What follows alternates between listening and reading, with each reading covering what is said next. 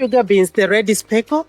Very nutritious, very high demand on the market.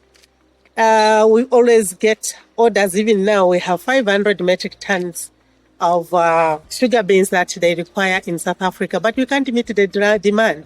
So as Future Seeds, we are trying to propagate the seed so that we can bulk it. We are 4 ladies that have come up together to be supplying flesh mark. And so we give turns in when we grow this cabbage. And it must be of high quality for it to go through fresh mark. Some of the issues that we are facing, both of us, because our friend who has a greenhouse to produce nurseries, she only has 5 of them to produce nurseries. But if we had shade nets, we had greenhouses, I think we would grow the cabbages very, very well, the cucumbers and also the green pepper and the red pepper, which is on high demand and very high value. Our indigenous seed, the gankat, we are trying to see if it can grow. And winter cropping. And so we had a challenge at one time, our borehole broke down. And this is the stuntedness that we've seen in the crop. And now we have a plan to sink another borehole that will help us run continuously without issues of water. When one pump is down, the other one can take over. So far, because of watering, we've seen its colors changing from, you can see from this one, these are vivid lines, but here they are fainting. Why? Because it's trying to change to its normal state characteristics. Yes. We decided to get into aquaculture because we saw that there's a lot of demand of fish on the market. And our rivers are running out of fish every day. And here there's about 4,800 fingerlings. And in the smaller one, it's 3,500 fingerlings. And so far they are doing well. We have had no mortality.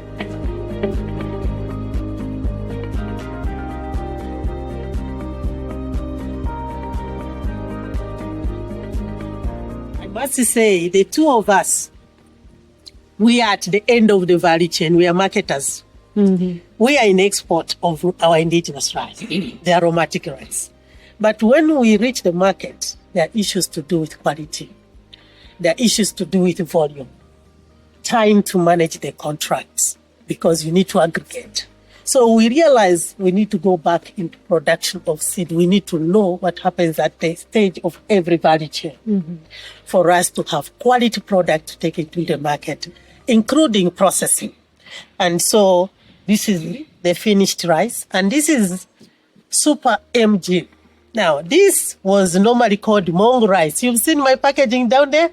Mongo is an area where rice is produced in Western Province.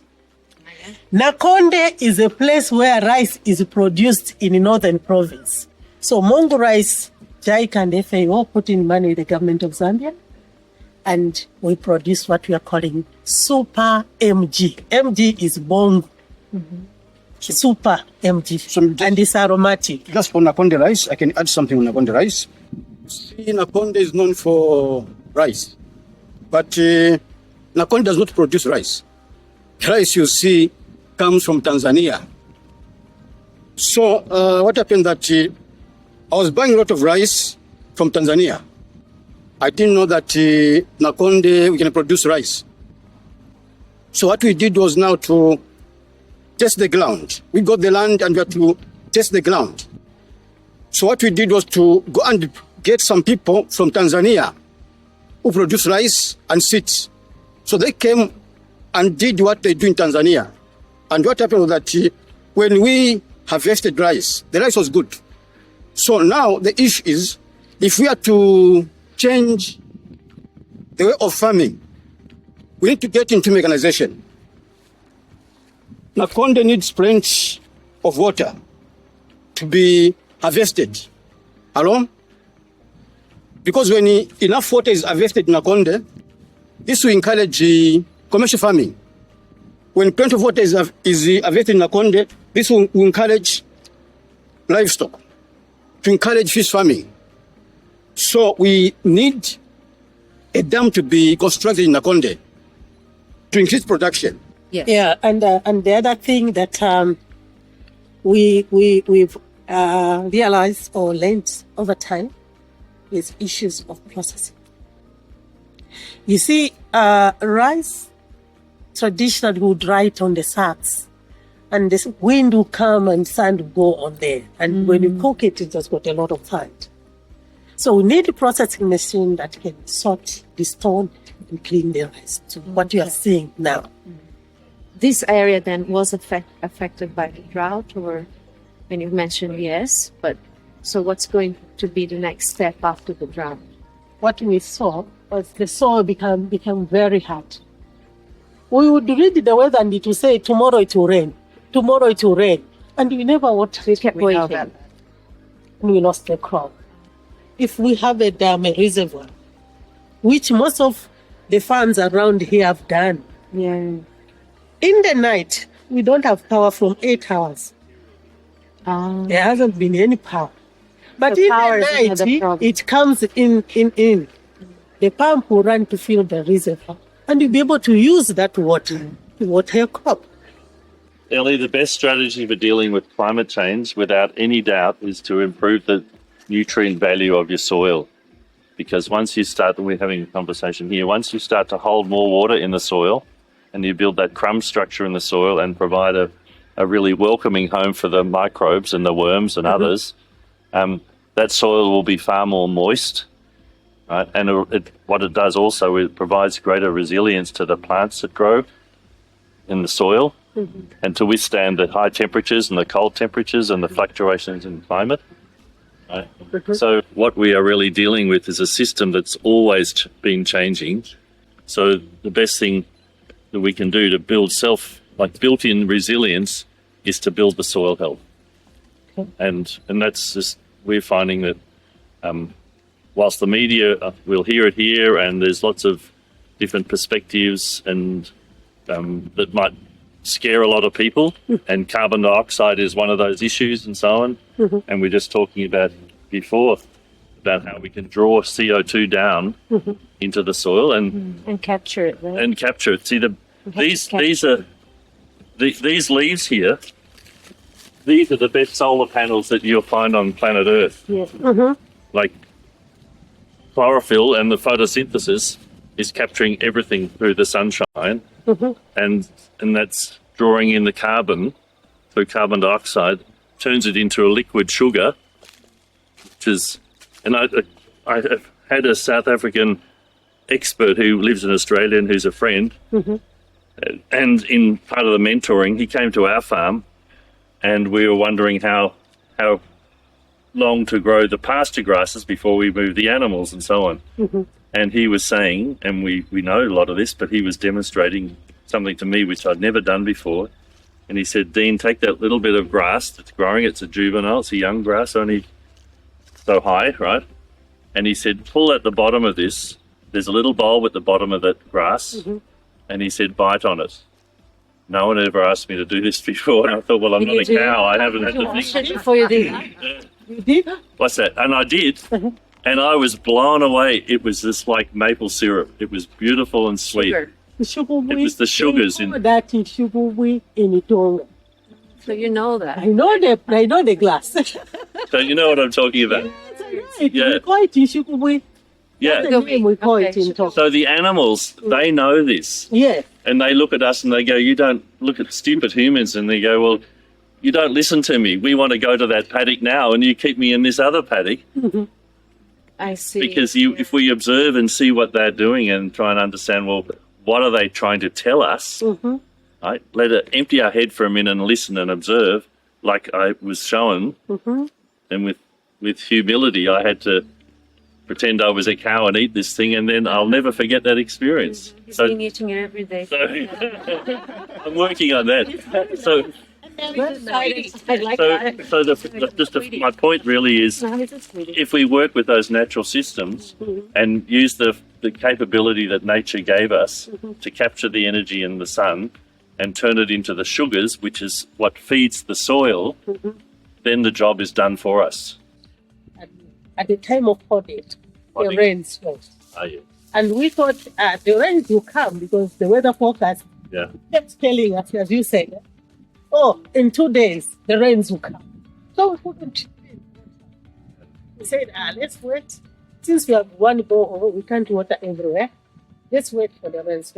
And that's how we lost And it the never crop. came. Okay, so what we are doing in that system that we described here is that we're throwing money in there.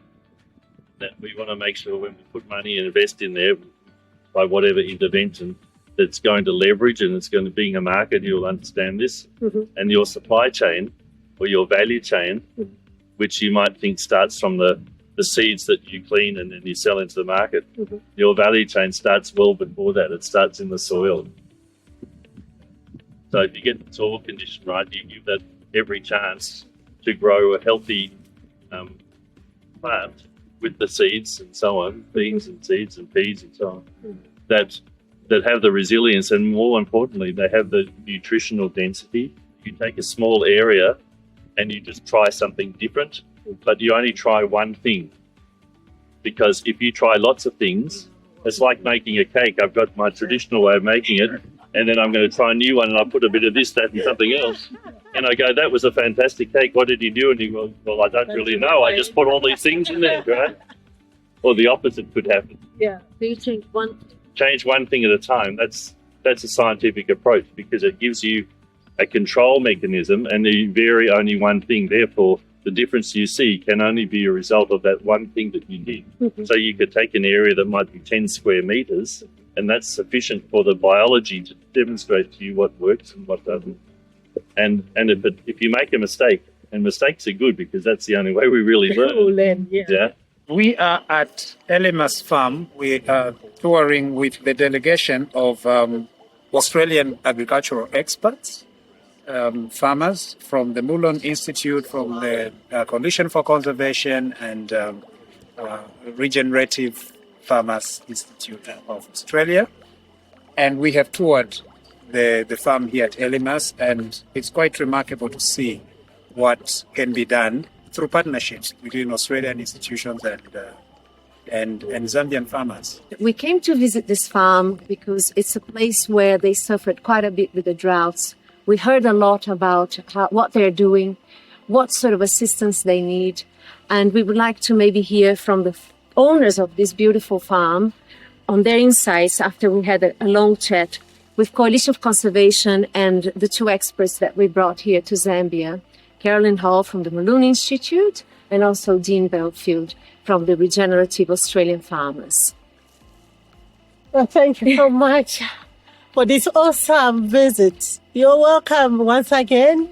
It has been a privilege to have you around to listen to our story, our journey, not only at EllySams Farms, but as also the CEO of Zambia Rice Federation, what we are facing with issues of climate change. Yes, Zambia was hit the worst this year in the past 40 years. And it has been an experience that has made us start thinking, researching, looking around for solutions that should be able to help us going forward, and coming in connection with the Australian team through our High Commissioner, Dr. Musha. We are so grateful, and we are hoping to learn a lot from you to transform the agriculture sector in Zambia and how we do it best.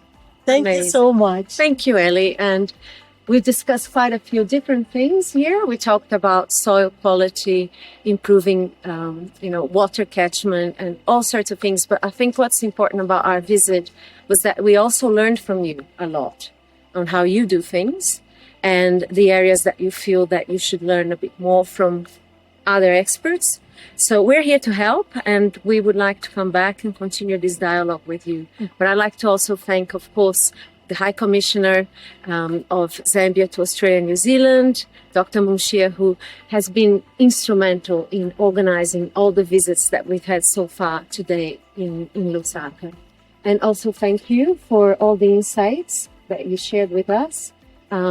we hope that when the tractor comes, everything gets better, but also we hope that you are able to build the dam that you want to build, to be able to have that water resource that you need so badly. Sure. Thank you. Thank you. Thank you.